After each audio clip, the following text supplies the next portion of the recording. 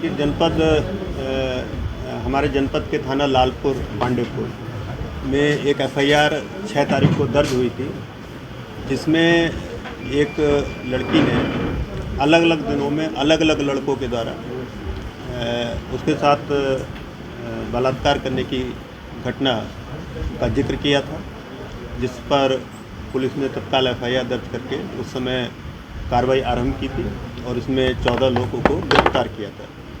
आज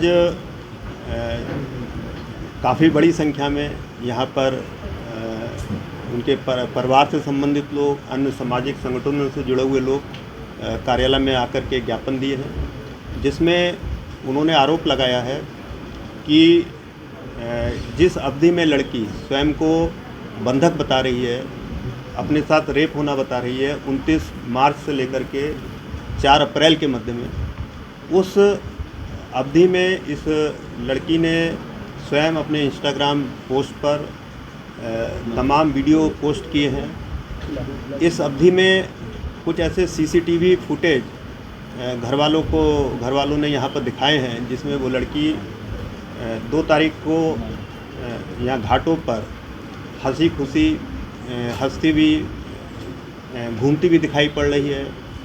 या एक वीडियो और दिखाया गया है जिसमें वो अपने दोस्तों के साथ मोटरसाइकिल पर जाती हुई दिख रही है। इसके अलावा जो परिजनों का कहना है, मतलब जो अभियुक्त पक्ष है, उनके परिजनों का कहना है कि एफआईआर में लड़की ने 29 तारीख को एक अपने परिचित राज विश्वकर्मा के साथ रेप की घटना को कारित होना बताया है। उसके बाद उस लड़की को एक स्थान पर छोड़ दिया गया, जैसा एफआईआर में लिखा है। अगले दिन कोई नया साथी उसको मिलता है, वो उसको एक कैफ़े में ले जाता है, अपने साथियों के साथ बलात्कार करता है, फिर उसको नदेसर में छोड़ देता है। तीसरे दिन अगला मिलता है, उसको गलत काम करके होटल के बाहर छोड़ देता है। एक दिन लड़की 80 घाट पर रहती है, एक दिन लड़की अपनी सहेली के घर जाती है, वहाँ भी सोती है, फिर एक दिन आईपी मॉल के सामने बैठती है। तो इन सभी स्थानों पर पुलिस की, जैसे 80 घाट पर भी चौकी है, आईपी मॉल से भी 200-300 मीटर की दूरी पर पुलिस की चौकी है। पुलिस इन स्थानों पर पेट्रोलिंग भी करती रहती है। तो घर वालों का आरोप है कि यदि उसके साथ इन दोनों में कोई गलत काम हो रहा था तो उसने पुलिस को सूचना क्यों नहीं दी, या जैसे हुकुलगंज में उसको छोड़ा गया था, वहाँ से उसका घर हुकुलगंज में ही है, तो वो अपने घर क्यों नहीं गई। 2 दिन वो सहेली के घर रही, तो वहाँ पर उसने सहेली को दुष्कर्म की बात क्यों नहीं बताई। इस तरह के आरोप जो उन्होंने इन पर जांच करने के लिए प्रार्थना पत्र दिया है।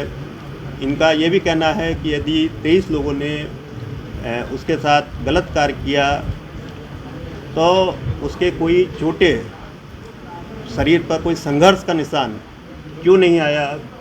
अलग अलग कैफ़े में उसने आरोप लगाया है कि उसके साथ गलत काम हुआ, तो उसने कोई शोर शराबा हल्ला वहाँ पर क्यों नहीं मचाया। जो 23 लोगों के नाम, जिसमें से 12 नामजद हैं एफआईआर में, और कोर्ट में लड़की ने मात्र 9 लोगों को नामजद किया है। घर वालों का आरोप है कि जैसा इन्होंने आरोप लगाया है कि लड़की ने कुछ लोगों से पैसा लेकर के उन लोगों के नाम कोर्ट में लेने से मना कर दिया। इस तथ्य की जांच करने का उन्होंने आग्रह किया है।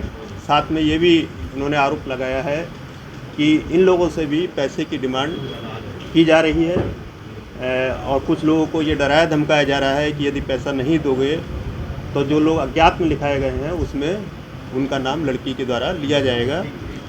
इस तरह के आरोप घर वाले लगा रहे हैं। इसके अलावा कुछ और आरोप भी हैं, जैसे एक एफआईआर में 30 तारीख को दानिश नाम का लड़का लड़की के साथ कथित बलात्कार करता है, जैसा लड़की ने एफआईआर में आरोप लगाया है। वही लड़का 3 तारीख को पुनः लड़की को अपने मोटरसाइकिल पर बैठा करके पुनः ले जाता है और पुनः उसके साथ गलत काम करता है। तो घर वालों का आरोप है कि जो लड़का ऑलरेडी उसके साथ रेप कर चुका है, वो लड़की पुनः उसके साथ स्वेच्छा से क्यों जा रही है मोटरसाइकिल पर। एफआईआर में एक जगह जिक्र किया गया है कि मोटरसाइकिल पर 2 लोगों ने हाईवे पर लड़की के साथ गलत काम किया, जो कि घर वालों का कहना है कि संभव नहीं है। इन सभी बिंदुओं पर जांच करने के लिए इन्होंने प्रार्थना पत्र दिया है, कुछ सबूत भी दिए हैं, कुछ वीडियोज़ दिए हैं, इंस्टाग्राम की चैट दी है जिसमें इन्होंने दिखाया है कि एक इंस्टाग्राम चैट में लड़की स्वयं, एक जो जिसको आरोपी बनाया है, उसको मैसेज कर रही है कि मैं कैफ़े पहुंच रही हूं। मतलब लड़की स्वतः उसके कैफ़े पहुंची है, ना कि लड़के ने बुलाया है। और ये चैटिंग भी 2 या 3 तारीख की है, जिस अवधि में वो स्वयं को बंधक बता रही है। इसके अलावा जब पुलिस ने इसको बरामद किया तब भी ये लड़की, जैसा बताया गया है कि अपने घर जाने से प्रारंभ में मना कर रही थी। काफ़ी कन्विंस करने के बाद वो घर जाने के लिए तैयार हुई थी। सहेली नाव्या जिसके घर रुकने की बात आ रही है, उसके द्वारा भी किसी तरह की बात, उसका घर भी पीड़िता के घर से मात्र 500 मीटर की दूरी पर है, उसके द्वारा भी 2 बार उसके घर में रही है, जिस अवधि में उसको बंधक बनाने की बात है, लेकिन कोई भी सूचना पुलिस को या घर वालों को नहीं दी गई है। इन्हीं सभी बिंदुओं पर जांच करने के लिए इन्होंने ज्ञापन दिया है।